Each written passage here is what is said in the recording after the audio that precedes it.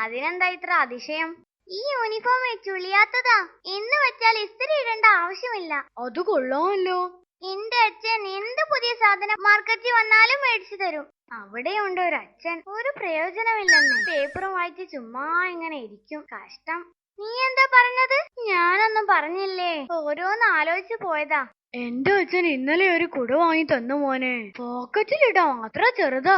എന്തിനാ ഇപ്പൊ കൊട? മഴക്കാലം എന്ന് പറഞ്ഞിട്ട് മഴയില്ലല്ലോ. ഞാൻ കൊട വാങ്ങിയിട്ടേ ഇല്ല. എന്റെ അങ്കിൾ അമേരിക്കന്ന് വരുമ്പോ ഒരു കൊട കൊണ്ടുവന്നു. തുറന്നു കഴിഞ്ഞപ്പോ എന്താ ഒരു വലുപ്പം.